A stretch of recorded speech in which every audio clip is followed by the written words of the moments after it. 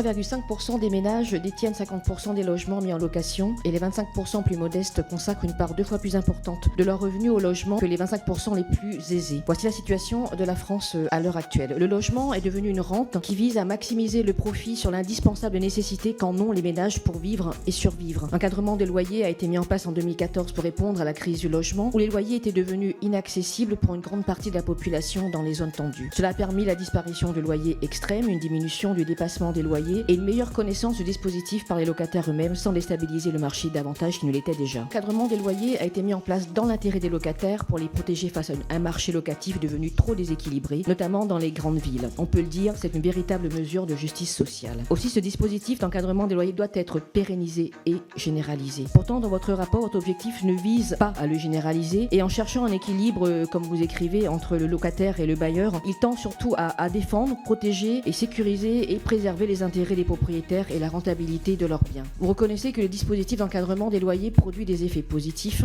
mais faites en sorte qu'en cas de pérennisation de l'encadrement des loyers, celui-ci reste conditionné à la volonté des communes de l'appliquer et à la capacité des locataires à faire valoir leurs droits. Dans votre rapport, les protections sont plus concrètes d'un point de vue technique et plus nombreuses pour les propriétaires que pour les locataires. Quelques exemples. Pour les locataires, pas de généralisation du dispositif à toutes les communes tendues, pas de plafonnement des charges ni des compléments de loyer très clairs. Ils doivent toujours initier eux-mêmes les recours. Rien n'est prévu pour baisser les loyers existants. Sont prévues des améliorations marginales conditionnées à leur capacité à engager des recours. D'un autre côté, pour les propriétaires, ils peuvent continuer à valoriser leurs biens, ont droit à des compléments de loyer, ont des garanties juridiques supplémentaires en cas de contestation, peuvent augmenter le loyer même sans changement de locataire et peuvent valoriser des surfaces non habitables. Donc, face à une crise du logement national, vous maintenez un système volontaire et non généralisé. Une régulation à la carte favorable à ceux qui possèdent que vous proposez là. Votre rapport et les mesures qui figurent ne sont malheureusement pas dans l'intérêt des locataires. Ils protègent avant tout les intérêts des bailleurs sans toucher à leurs privilèges.